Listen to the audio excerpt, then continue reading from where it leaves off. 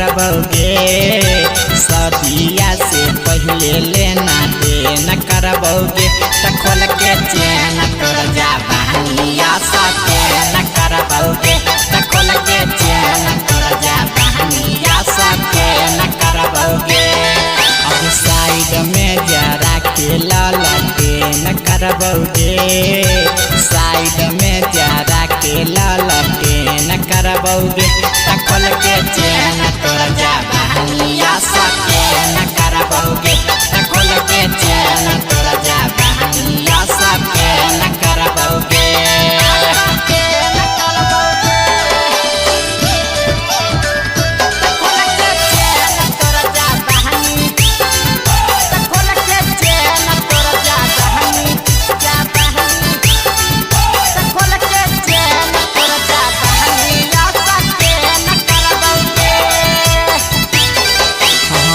गल तो बाबू अंटी अहिर गे देखे दे पहले कतना हो गहिर गे। के जाति के सहली छौरी तू पीर गे। के करके कर बनैली तका तीर गे।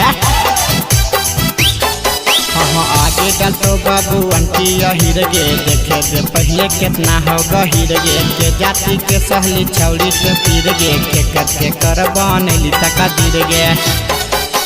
जांच करबो तबे मेहनते न करबोगे।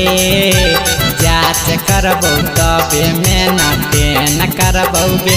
त खोल के चैन तोर जवानिया साथे न करबोगे। त खोल के चैन तोर जवानिया साथे न करबोगे।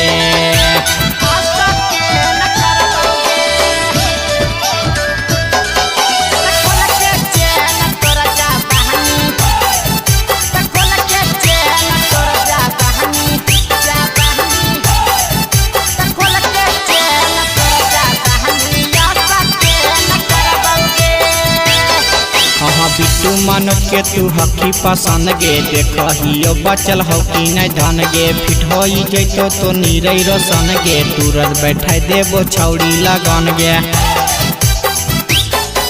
हाँ बिट्टू मनोज के तू हकी पसंद गे। देखियो बचल हो कि नहीं धन गे। फिट हो जेबी तो नीरई रोशन गे। तुरंत बैठा देबो छौड़ी लगन।